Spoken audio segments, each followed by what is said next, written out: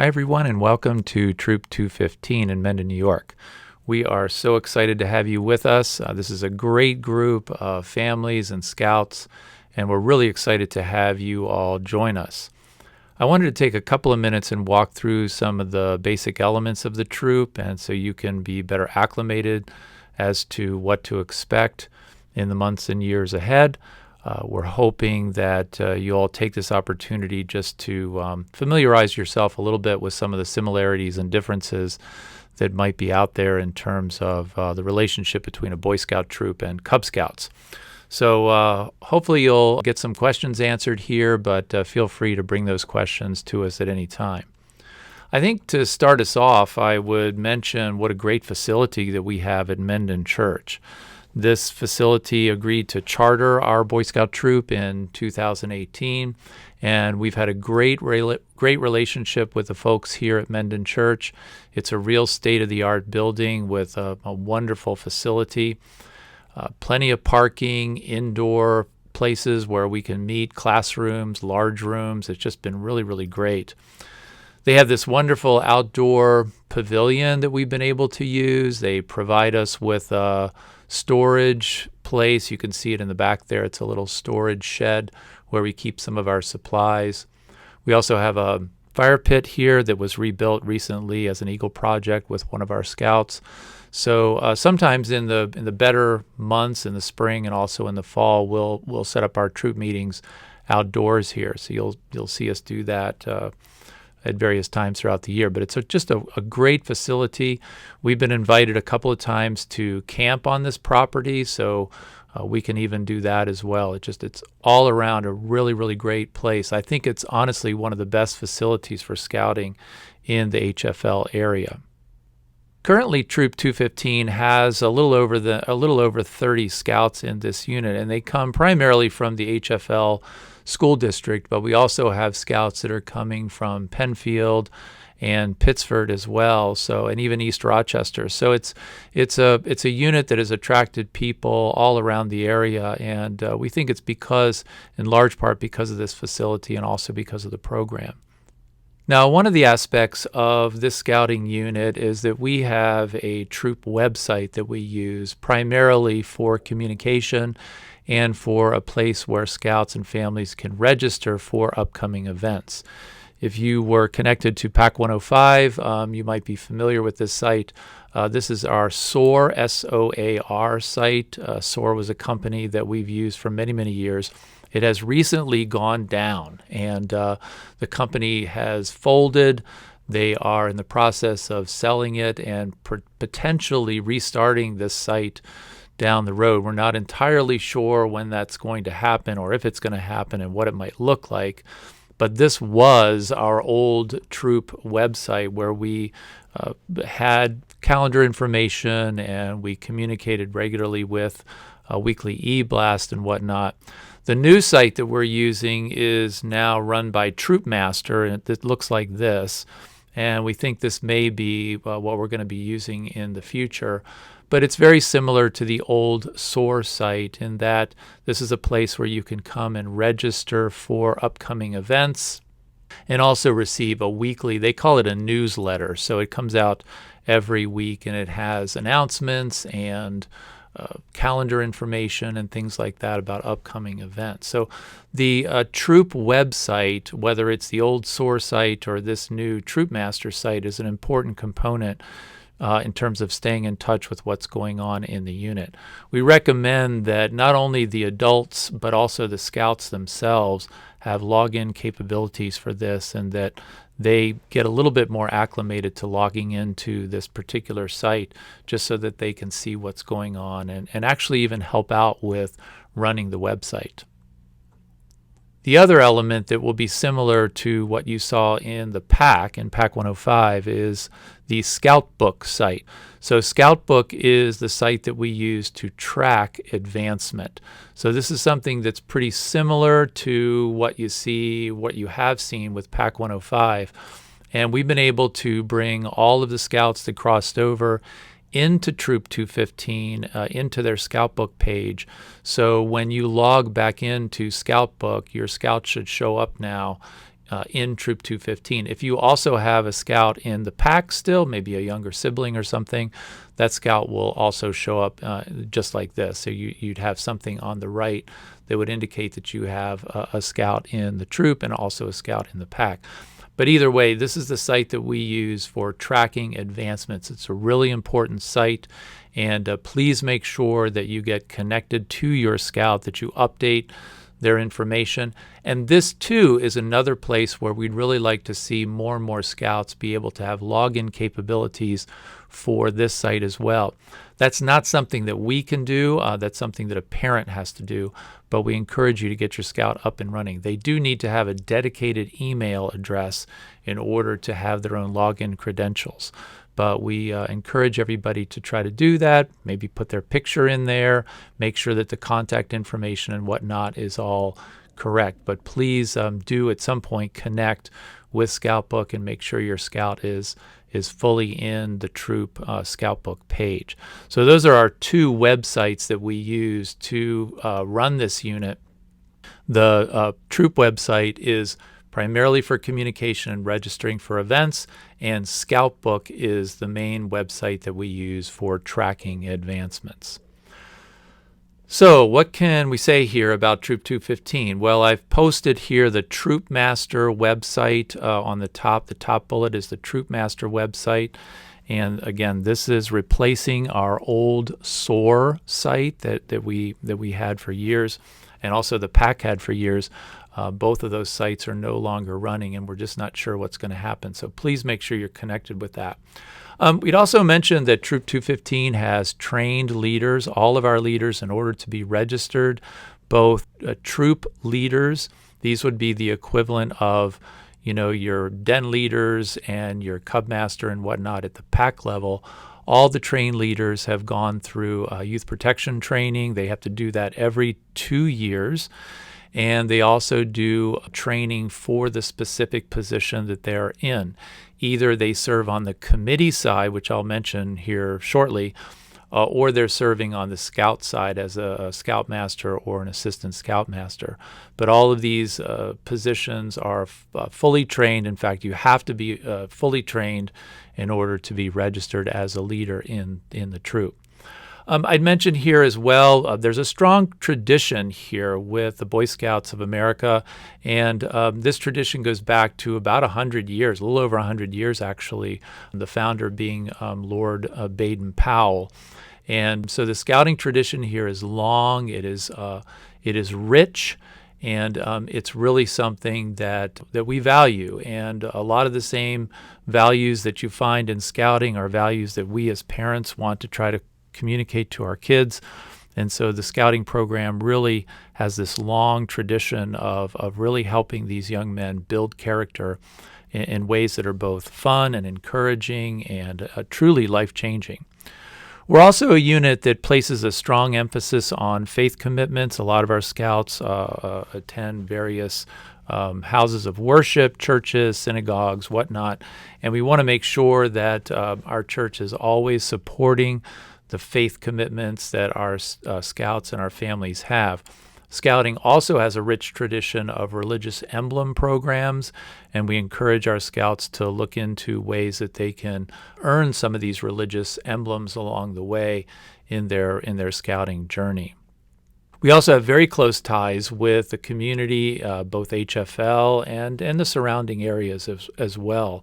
We do service projects all over the community at various times throughout the year, and we encourage our scouts whenever they can to be involved in service opportunities, both in the community, in their places of worship, and the like. And we also want to emphasize, too, that this scouting program, similar to what you saw in PAC 105, is fun for the entire family. We really want the families to be involved as much as possible, and that includes things like campouts and stuff. And so parents are encouraged to come along, and even siblings on some occasions where we have events and campouts and things like that where even siblings can participate. But it really is something that is for the entire family, and we encourage the family to participate. By the way, these are some of our scouts doing the aviation merit badge, which we try to do every couple of years up at the Williamson Airport, and they get an opportunity to go up in a Cessna. It's a lot of fun. Now, in terms of meetings, the troop dedicates or has space in Mendon Church every Monday from about 6:30 until 7:30, 8 o'clock. We have official troop meetings every other week. So every other week during the school year, they ramp up in September and they finish up in June. Every other week, we have troop meetings at Mendon Church, or it could be some other place, but every other week. And so here's where it's really important to pay close attention to those weekly e-blasts, because you'll see in those weekly e-blasts and newsletters the designation of a troop meeting one week, and then in the off weeks, we have what are called advancement on call. Now, advancement on call was something that is somewhat unique, I think, to Troop 215, but I've seen other units where it's starting to catch on in other places.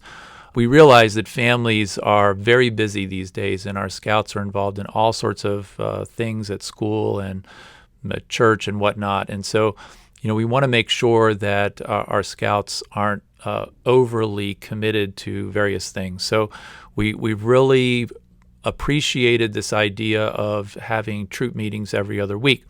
At the same time, there are some times where scouts want to have some specific sort of one-on-one type attention where they need to get some things done specifically that relate to them, or they just want to come in and chat about a project that they're working on or a merit badge that they're working on. And so these advancement on call meetings are great because scouts can come.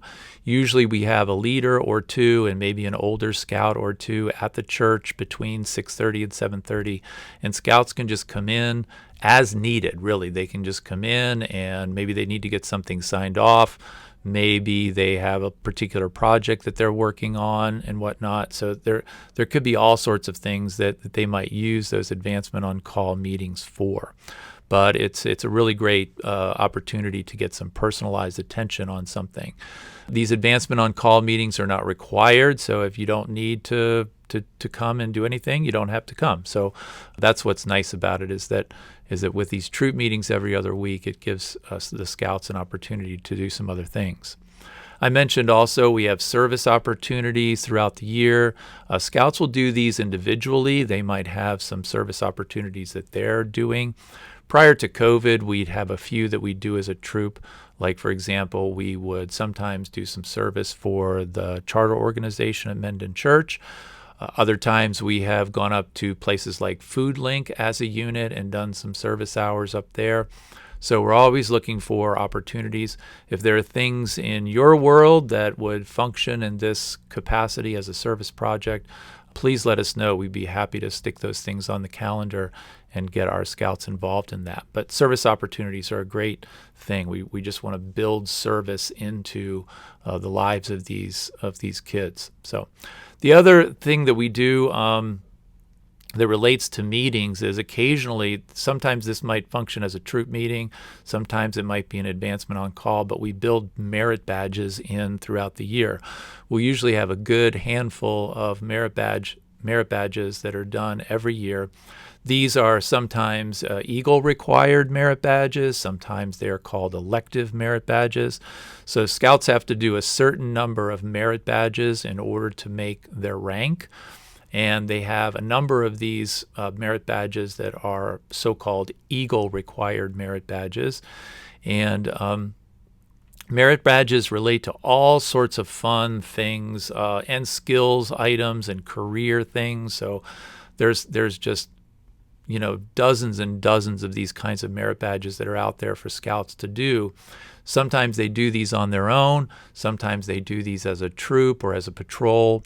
But the merit badges are a great way to introduce scouts to life skills, to citizenship development, and also to career opportunities.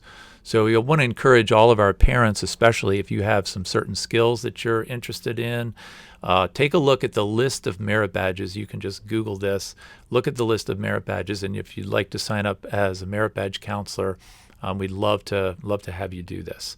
So you'll see some of these range everything from woodworking to dentistry to emergency prep and first aid to swimming and hiking and engineering, and just pretty much anything you can think of probably has a merit badge associated with it.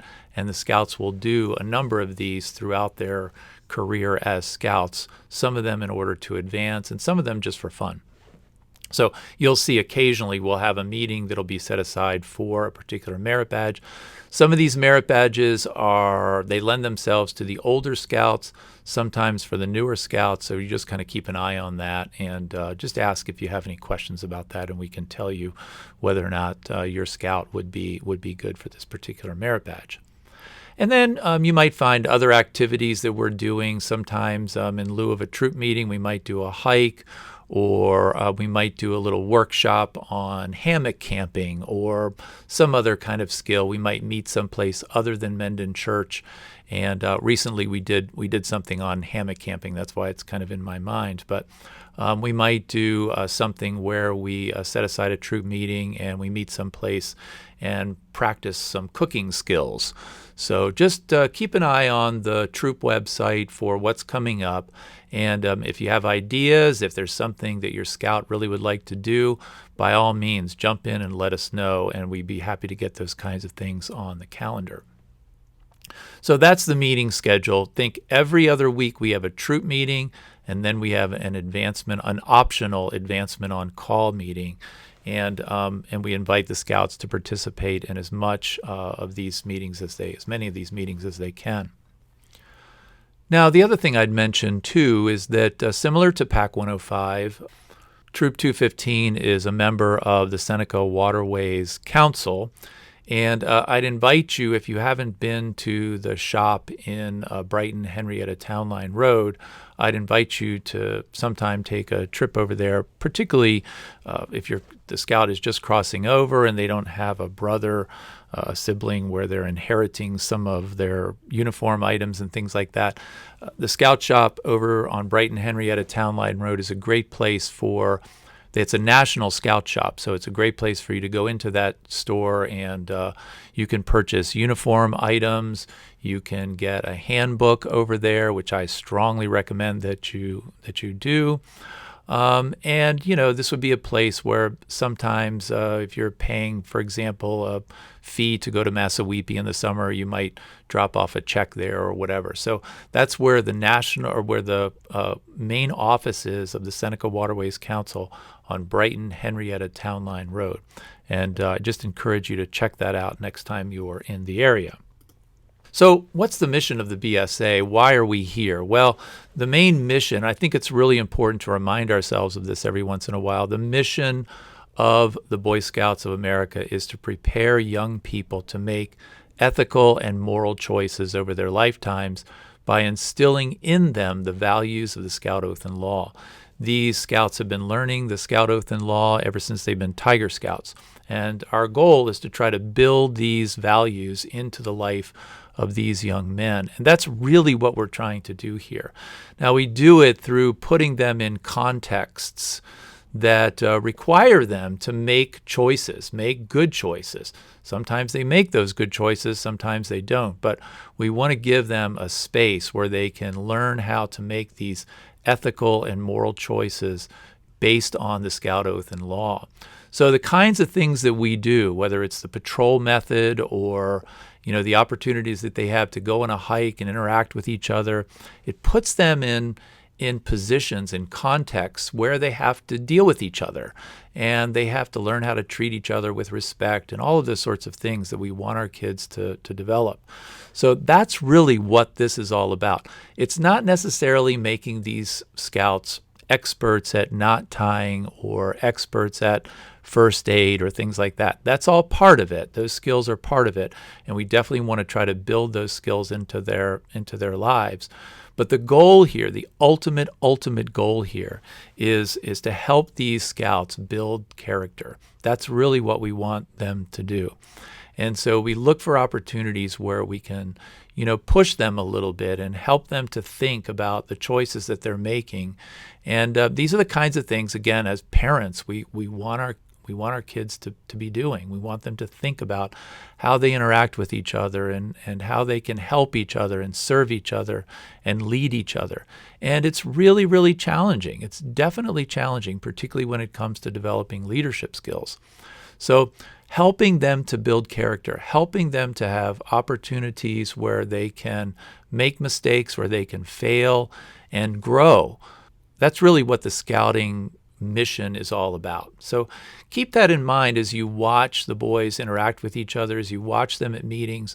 It will definitely not be as neat and clean as it was in the Cub Scout world where adults were running the show.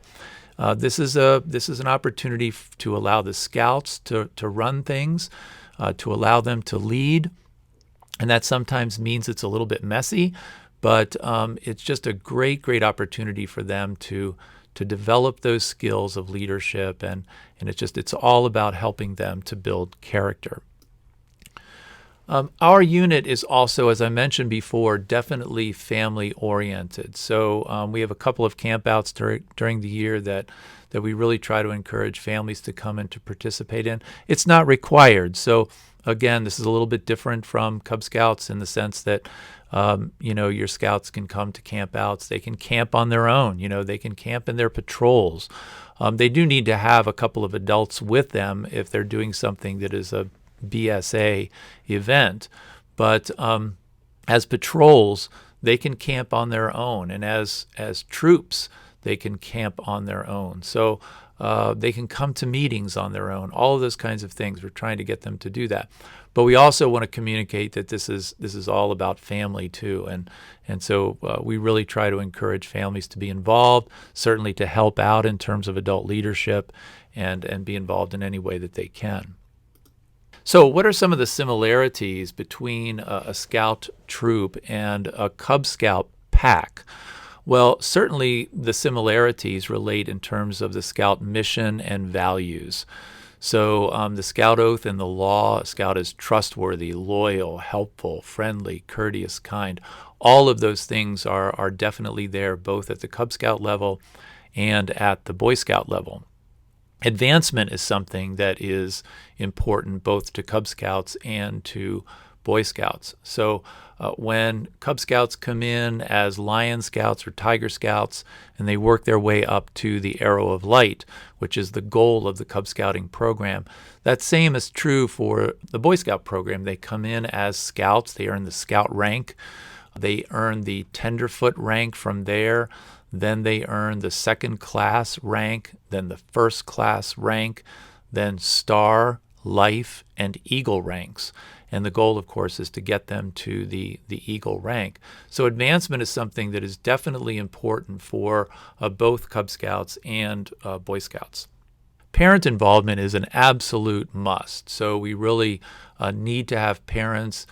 In the Cub Scout program, they are running the show pretty much. Parent involvement in the Boy Scout program is a little bit different, but parent involvement is definitely something that we need to have in our unit. Youth protection is something that's also similar to the Cub Scout program. So we really try to make sure that all of our adults and all of our participants who are regularly involved with the Scouts have done their youth protection training, which is something that we renew every 2 years.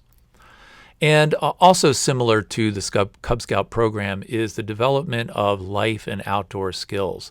So we're always looking to try to help these young men to develop in terms of their life skills, in terms of their outdoor skills, and anything we can do to help facilitate that. That's what we're all about.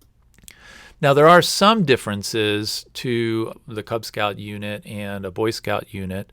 For one thing, Boy Scouts function in the patrols rather than dens.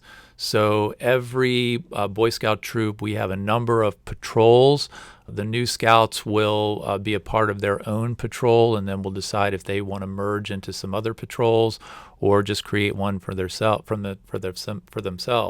But they will function in a patrol. The patrol will have a patrol leader, usually an assistant patrol leader. But that's how they'll function. It's really at the heart of the Boy Scout program to have these patrols. Patrols can meet together. They can come to an advancement on call meeting. They can camp together. They can do activities together. So we really want to try to build that sense of patrol in these scouts. Another difference from the Cub Scout program is that the actual program itself is something that is led by the scouts rather than the adults. Now, as I mentioned earlier, this can make things a little bit messier than what you might be used to in a Cub Scout pack. So if you come to a troop meeting and the kids are goofing around and laughing and not really, sure what they're doing, or they haven't really planned things, that's going to come out. And it's okay. It's okay because it gives them an opportunity to develop those leadership skills and to learn from the mistakes that they may make. And they do make mistakes, and it's okay. So it's a program that is led by scouts rather than by adults. Another thing that's different here, I think, from the Cub Scout program is we tend to place a pretty strong emphasis on scout maturity and leadership. So as these boys grow they start scouts at the 5th grade and move up till they're seniors in high school, we really see a lot of changes with regard to development, maturity, and their ability to lead. This is a developmental program, so we don't try to throw everything at these scouts at once, but we want to help them to mature and to develop as young men and as leaders. And so that's something that we really try to emphasize here in this unit. And another thing that we do try to emphasize here as much as possible is outdoor activities, hiking, camping, biking, whatever it is. We're always looking for opportunities to get these kids outside and to get them doing things that will help build those outdoor skills. By the way, the picture here on the right is a group of our scouts marching at the Scout Brigade in Fort George in Canada. This event has been shut down, unfortunately, since COVID, but maybe, hopefully, in the years ahead, we'll have an opportunity to do this again. It was a great, fun experience for these guys to go up to Canada and participate in that. Speaking of outdoor activities, one of the things that we do each year is participate in summer camp. And so here are a couple of slides from Massawepie, which is our summer camp that we tend to go to in the Adirondacks. This summer camp is really one of the best camps in our area. I mean, it just is a really amazing camp. It's in the heart of the Adirondacks, not too far from Tupper Lake, about 10 minutes to the west of Tupper Lake in the Adirondacks, and it's a full-service scout camp. Scouts can do all kinds of merit badges, from shooting sports like you see here to water sports, where they have an amazing waterfront on Lake Massawepie, and they can do boating and small boat sailing and swimming and life-saving and just all sorts of fun activities, fishing and you name it. So Massawepie is a great opportunity. I especially encourage our new scouts to participate in Massawepie, particularly their first year, because they do so much with regard to advancement. They're able to get these new scouts involved in a great program that gets them up through some ranks, and it's just a really great program to be involved with, especially your first year. But they also do a bunch of merit badges up here. They have a Trek program. They have what's called a Mountain Fox program, where the older scouts can go out and about and do some other things. But it's a great opportunity. Now, I will say, for those of you that have been to Cub Scout Adventure Camp at Camp Cutler, Massawepie is a very different feel. Unlike the Cub Scout camp, which I remember taking my 3 boys to over the years and just being so exhausted at the end of Cub Scout camp, Massawepie is a place where adults can go and relax. For the most part, adults, we go there, we make sure that the kids are safe and that they know what they're doing. but it is not something where you have to trek around with your kids every day and get totally exhausted. They kind of go out and they do this program on their own. They're working with a youth staff. That's similar to Cub Scout Adventure Camp, but they're out pretty much all day on their own, going to their various program areas, and it is a wonderful opportunity for parents to relax and hang out with each other. This image here is of a few of us, myself and Tom Kassler, who's our current committee chair, Brian Stover, and Elisa Lanzalaco, and this was a couple of years ago, but just a great opportunity to go up and hang out and do a little camping and just experience the Adirondack Park in a beautiful and amazing way.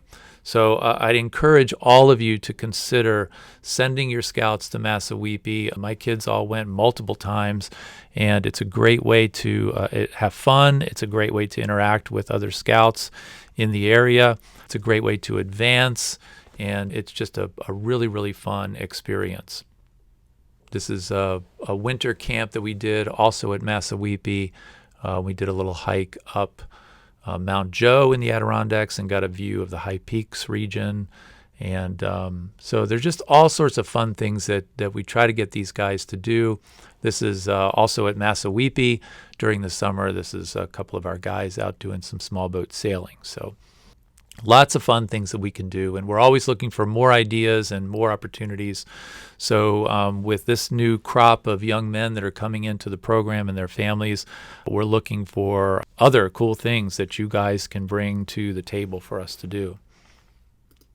Now, let me just mention something about troop organization, so just to kind of help people understand how this works. The charter organization, which is Mendon Church, is our main organization that we are under. So we're under Mendon Church, and we have a charter organization representative that kind of helps us and acts as a liaison between the church and the troop. In a sense, this troop is owned by Mendon Church. So you got to sort of understand how that works. Underneath the charter organization, we have troop leaders. So these would be adults as well as the leadership of the scouts. So I'll have a slide that shows a little bit about what that looks like in a second. But the scouts are really ultimately the leaders of this unit. The SPL, the senior patrol leader, functions as the main leader for the scouts, and he has several scouts under him who help with that leadership. But underneath the charter organization is the troop leaders, the adults, and also the scout leaders. We also have a committee, so this is similar to PAC 105.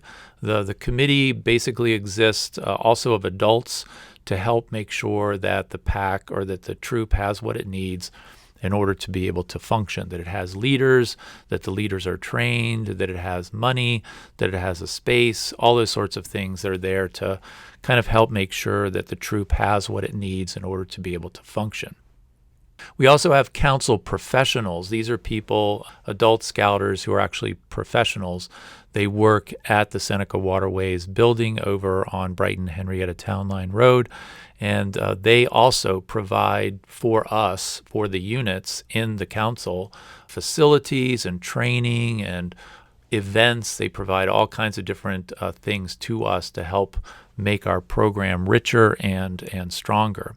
So we have council professionals, and then, of course, we also have Scouts BSA National, which is the national organization over all of the councils around the country. So that's a little bit about what the overarching structure of the organization looks like.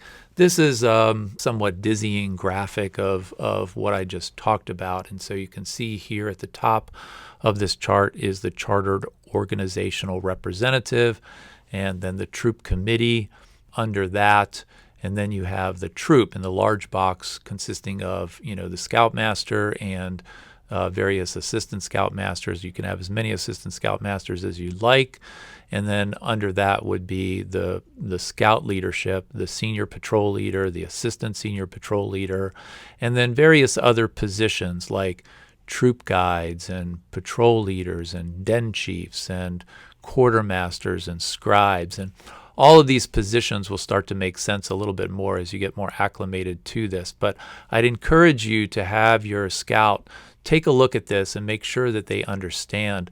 Oftentimes, scouts will come to the adults when they have questions. What we try to do is to try to push them to interact with their scout leaders.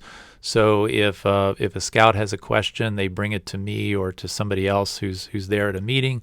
We'll often say, please go and talk to the senior patrol leader, because he's the person that you should be talking to if you have questions about anything. So we're really trying to get the scouts to kind of take ownership of this unit as much as possible, and this is the structure that helps them to do that. Let me mention one other thing here, and that is fundraising. What sort of fundraising things do we do as a unit? Well, different troops do different things. If we're in a pack, you did the popcorn fundraising event each year, and that was something that we did in the fall. I don't know about you, but I always felt a little guilty selling popcorn because I always felt like I was, not really getting the money's worth out of that, when you'd sell a small bag of popcorn for an ungodly sum of money. Well, one of the things that we decided to do when we started this unit was to try to have fundraising events that were a little bit more realistic. And so we have 3 fundraising events throughout the year. We have one in the spring where we sell geraniums. We do this surrounding Mother's Day. We also have a mum sale in the early fall. And then in the late fall, surrounding the holidays, we have a wreath sale. And so we sell wreaths. And we try to keep the prices competitive with what people would find at Home Depot and whatnot. And so we feel a little better about selling these things as a fundraising unit. As a fundraising event, we get these items wholesale, usually from Chase's in the area, and they give us a really good deal for scouts. And so we make a little profit on this, and it's been very successful. And the scouts get in there, sell these things to family and friends. They can do it electronically through Facebook or social media. They can do it door to door. So in that sense, it's a little similar to the pack. We don't have store sales, so we don't sell these things with storefront. We just rely on individual sales. But the scouts are able to do this every year, 3 times a year, and it really does help to fund our unit. So far, we've been able to provide most of the activities that we do in this unit at no extra charge, which is in large part because of the success of these fundraising events. So when you see this, be sure to participate as much as you can. And it's also fun for the scouts to get out there and do some selling, and it is a little bit different from what you did as a Cub Scout. So that's a little bit about fundraising. How about the uniform? So yeah, the uniform is definitely something that's different from what they had as Cub Scouts. And so here again, another visit to the Scout Shop on Brighton Henrietta Town Line Road would be helpful. It's really important for the Scouts to have a handbook. So the handbook is the one that's on this slide. I recommend that you get the one that's got the spiral bound like this one. It's a little bit more expensive than the other one, but it lasts a lot longer. Now you say, well, I thought we did all the advancement through Scout Book. Well, that's true, we do. But the Scout Handbook is a great way for the Scouts to kind of track this. So we use both. We always want to encourage Scouts to be tracking their stuff with the handbook, as well as the adults or the Scouts tracking stuff with Scout Book online. The other thing about the handbook here, the actual physical handbook, is that when Scouts are learning specific skills that they have at the lower ranks, the handbook has a ton of information that will help them to accomplish those things. So it is really a useful resource for the Scouts to have, and we encourage all of you to purchase a handbook as soon as possible. The uniform, you can see it here on the right, the tan shirt, and we encourage Scouts to get Scout pants as well as a belt. They don't necessarily need a hat unless they want one. The troop provides a neckerchief and a slide. You'll also want to take off most, if not all, of the Cub Scout patches that you have if you've already purchased a brown shirt. The one patch that is able to go, which you see it on this uniform, is the Arrow of Light under the left pocket. So the Arrow of Light badge is something that can stay. Also the epithets, the little shoulder ribbons. They're typically blue for Cub Scouts, and they are green for Boy Scouts. So that's another thing you'll want to grab at the Scout Shop. By the way, you can also purchase these things online. The BSA National Scout Shop is available as an online store as well. But it's good to go to the store over in Brighton, Henrietta, Town Line Road, just to get yourself familiar with it. So the next thing I want to mention here briefly is advancement and the process of advancement that we have here at the troop. This may be a little bit different from what we do at the Cub Scout level, so it's important to know a little bit about how this works. Now, the first thing to keep in mind when it comes to rank advancement in a Boy Scout troop is that there are basically 4 stages to the advancement process that a scout goes through. The first thing that they do is they basically learn a new skill. In the early stages, these skills could be Cub Scout type skills, learning how to tie knots and cooking things and various first aid items and whatnot. So you'll find that as you're working through these early ranks, particularly the rank of tenderfoot and second class and first class, there are a lot of little Cub Scout type requirements that are required to earn these ranks. So they learn a new skill, then they're tested at some point, and this can happen in a number of different ways.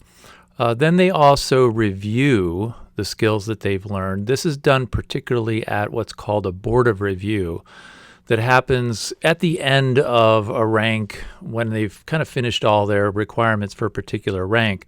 They do what's called a board of review, and the board of review is where they meet usually with committee members, sometimes some other parents, and they walk through the advancement requirements for that particular rank and talk about it. And also it's just a chance for, number one, the leaders and adults in the group to get to know these scouts, and number two, it's a great opportunity for scouts to have to learn how to interact with a group of adults. And some of these adults they will not know really very well.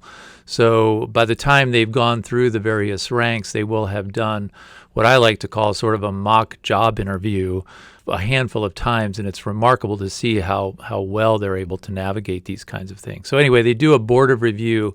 It's pretty much the last thing that a scout will do prior to advancing in a rank.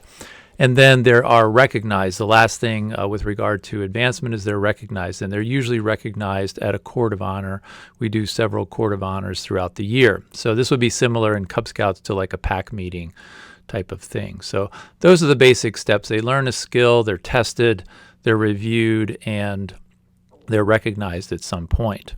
But in order to talk a little bit about the advancement process, I did want to highlight this through Scout Book. So I'm going to flip over here to the Scout Book website. Now, I mentioned this when we first started this, that you should make sure that you're familiar with and have access to Scout Book, and that your scout is connected with a troop. Various leaders, a scoutmaster, assistant scoutmaster, and a few others will have some access to these scouts and to be able to help them with advancement, recording their advancement. But this is one of the areas where we particularly want to have parents helping out a little bit, particularly with the Scout Book side of things. Scouts may use their handbook a lot to keep track of where they are. But it's really important for leaders, because we don't always have the handbook available. It's important for us to be able to get a bird's eye view of where the various scouts are. And so when we're meeting with them and going over requirements, we usually pull this stuff up on Scout Book. So it's really helpful for us if you too, as the parent, can help with some of these things. Now, I want to mention something right up front here, and it's a really important point, that as we're going through some of the early ranks of scouting in the troop, and that would be mainly the rank of tenderfoot, second class, and first class, we really want the help of the parents to help these scouts achieve these various skill items. So as you're going through this and looking at the handbook, it's perfectly fine for a parent to help their scout get sort of signed off for some of these, what I like to call kind of Cub Scout related requirements in the early ranks. Now, when they get up to the rank of Star and Life and Eagle, we usually want them working directly with the scout leaders and getting signed off by the scout leaders. But again, this is a developmental program, and they're used to coming to you as parents for some help with various items. And so feel free to be able to jump in here. And if they have demonstrated a level of skill with regard to some of these requirements, you can go ahead and sign them off, both in the book, in their handbook, and also on Scoutbook. And so to access this, I'm not going to go through a whole tutorial here on Scoutbook, but when you log into your account, you will see your kids. For example, these are my two kids, Andrew and Matthew. Andrew just earned his Eagle last year, so he's pretty much finished. But if I can go through and look at Matthew, I'll give you an example of what this looks like. So when you first log in here, you can see the various ranks. He's currently a Life Scout. He's earned his Arrow of Light as well. And these are all the various merit badges that he's earned. And you can see the ones with the little eagle emblem on them. Those are the Eagle required merit badges. So when you first log in here, you'll want to kind of acclimate yourself to the various areas here. You can go through and check the profile and whatnot. You can also give your scout access to Scoutbook, which is really not a bad idea. They have to have their own dedicated email address, but parents can set this up, and I think they do it through the profile there. But anyway, if you were going to look at your child's advancement, for example, I can look at my child's advancement here by clicking on this link. And when you click on the link, it'll take you through the various ranks. These are all the ranks that the scouts earn. And the scout rank will come pretty much automatically if they have done the Arrow of Light program. If they haven't done the Arrow of Light program, we'll probably spend a little bit more time with this. But this is essentially a repeat of the Arrow of Light stuff, which a lot of these guys have already done. So the first three more serious ranks are Tenderfoot, Second Class, and First Class. And I'll tell you, one of the things that we like to be able to do is to get these scouts, if at all possible, through First Class rank by the end of their first full year in scouting. So if a scout comes in April or May, the goal is by next summer that they would be hitting or very close to be hitting their First Class rank. And they can work on these requirements for these first three ranks simultaneously. So they can be doing a few things here in all three of these ranks at the same time. There are a couple of exceptions to that, and the book will tell you, it'll tell you, the requirement will tell you when that's the case. But by and large, they can be working on these collectively. So for example, there's swimming requirements in Tenderfoot, Second Class, and First Class. If they're strong swimmers, they can do all three of those requirements for all three ranks, and they can do them all potentially in one sitting. Basically, the idea is you get in here and you click on this, and this will tell you the various requirements, and you can see they're all sort of listed here, okay? And you want to follow the instructions on these as closely as you can. When something says a camp out, obviously they need to be on a camp out to do that, and so you'll be looking for camp outs and things to help facilitate the getting of these requirements. But there's a lot of other things that don't necessarily require a specific outing. Something like this, explain the importance of eating together as a patrol. That's something that a scout could do with you as a parent, and you could sign them off at that. Or demonstrate the practical use of a square knot. So they could do that with you, or demonstrate the practical use of a taut line hitch. They could set up a tent in their backyard and show you how to do a taut line hitch. The point is here, or something like some of these first aid requirements. There's a lot of things in here that these scouts can do at home and really get a head start doing some of these things. Those that are going to camp will get a number of these done in all three of those early ranks. So that's a really good thing. But the summer especially is a great time for them to be able to do some of these requirements at home. And I want to, again, say that you as a parent can sign them off on these things, okay?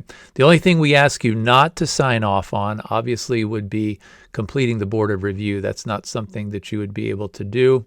That would be something that would be for a leader. And then also we would do the Scoutmaster Conference. So myself or Brian Stover, any of the Brian's our Scoutmaster currently, and and myself and Neil Gary are two of the assistant scoutmasters, and we'd be able to do scoutmaster conferences and things like that with these guys. So, and usually the one prior to that, demonstrate the spirit by living the Scout Oath and Law. That's another one that we tend to like to do with the new guys, just because it gives us a chance to get to know them a little bit better. So these last three and all three of those early ranks would be something that we would do. But pretty much almost anything in here, they would be able to do at home in various ways. So feel free to sign them off on this. I will say, while I'm in the tenderfoot rank here, that one of the things that holds up these guys early on in these first couple of ranks are these physical fitness requirements. So I want to highlight those and ask you specifically to work on these with your scout. It would be really, really, really great if when they come in September, when they start the new scouting year, if they could have these logs, their logs, done for the tenderfoot, second class, and first class requirement. All three of those have basically a month-long physical fitness activity log that they're required to do. The tenderfoot one, I think, is the hardest, and then as they go up and do the other ones, it pretty much allows for any physical fitness activity to count. So ask us about this if you have questions, but this would be something that would be really good. And we actually have a couple of worksheets on this to help them with this log. The big thing here is actually oddly not the physical fitness stuff. It's more about getting them to keep a record, to keep a log. We're trying to get them to do paperwork. Paperwork is fun to do, and that's what we're trying to get them to practice doing a log. So think about a way that you can do that. When I took my kids through this, we would set the log up at the countertop in the kitchen, and before they had dinner, they would do their log. So just some kind of a system that gets them regularly thinking about that. But anyway, again, these requirements are things that you can do at home, and so feel free to do that.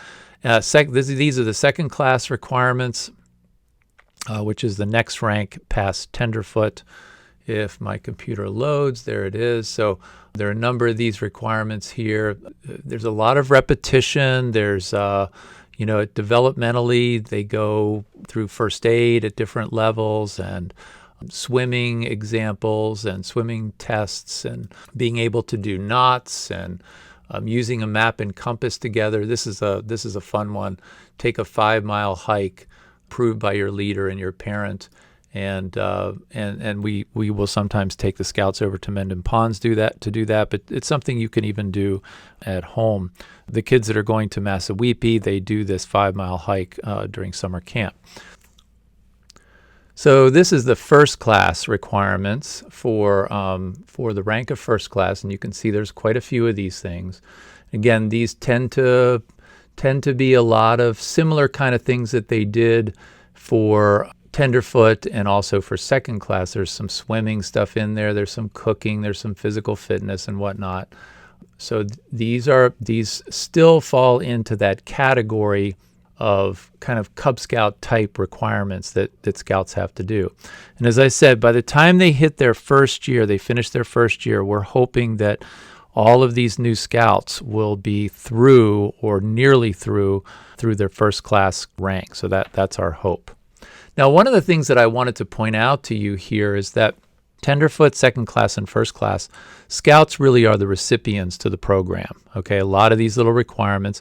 We try to have older scouts doing these requirements with the younger scouts.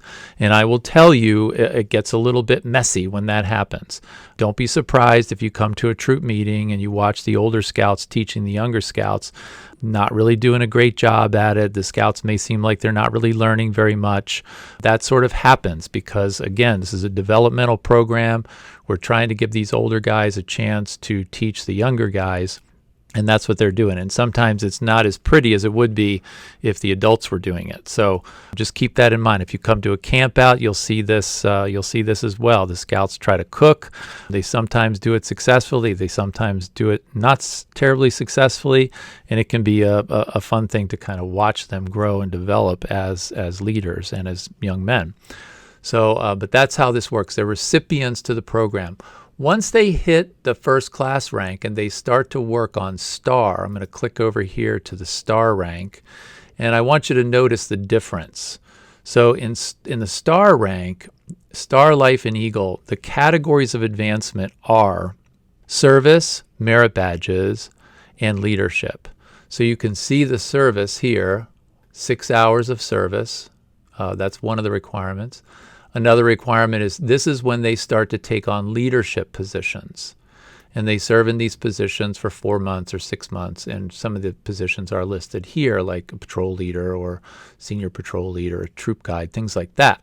And this is when the scouts start to give back to the unit.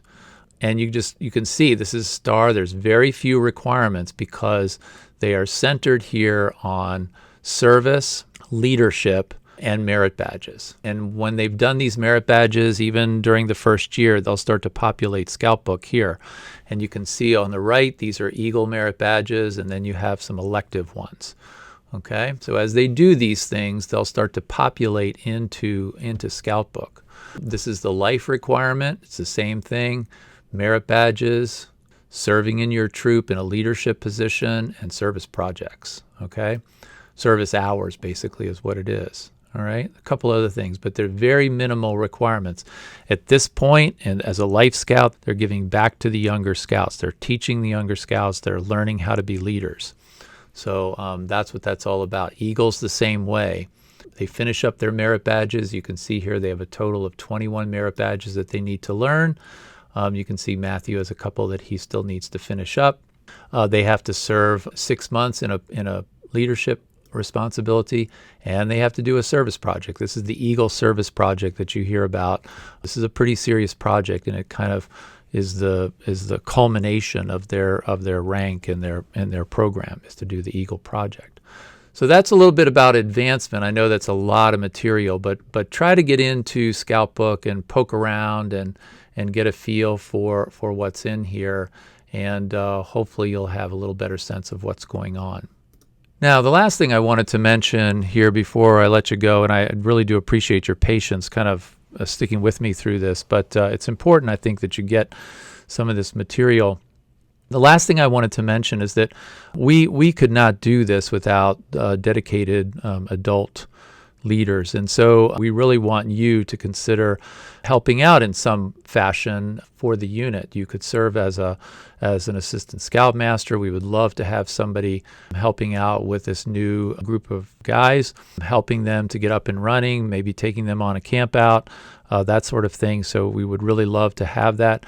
And we're always looking for people to serve on the troop committee and also to serve as merit badge counselors. So it's fairly easy to get up and running with regard to the adult training. There's a youth protection course that you need to take. It's online. It takes about an hour and a half to do that. There's position-specific training that adults have to do. Again, most of this stuff is online.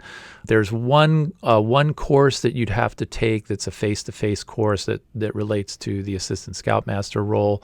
Merit badge counselors pretty much just need to have a skill that they're interested in, and they need to do an application for that and also take the youth protection training. So anything like this that you're interested in, the sooner you volunteer and jump in, the better off we'll be, because we're always looking for some fresh adult leadership to help make our job with regard to the scouts a little bit easier. The old saying, many hands make light work, and that's kind of what we're asking for. So I hope this has been somewhat helpful. Oh, this is a really funny picture too of these guys. A couple of years ago, we were working on the emergency prep merit badge, and we did a mock rescue with one of our scouts from Mendon Ponds Park. So Dr. Jeremy Cushman, who's in this unit and has a couple of boys in this unit, is the merit badge counselor for first aid and also emergency prep. And so he had set this up with the guys, and it was a lot of fun. It was a lot of fun trying to carry this poor kid out who had a fake broken leg, and they had to figure out the best way to get him out of the park. But anyway, I hope this has been helpful, and please let us know, myself, Brian Stover, Elisa Lanzalaco, any of the adults that are kind of hanging out at the various meetings and stuff. We'd be happy to field any questions that you might have, or if anything needs to be clarified, don't hesitate to reach out, give us a call, send us a text, whatever we can do to help. In the meantime, we're really looking forward to your guys being part of this unit, and we're so happy to have you with us, and we really want to try to make this as fun as it can be for them, and we really want to try to help them become the guys that they can become. So I think that's all I've got to say, and so I look forward to seeing you all around the unit. So take care. Have a good day.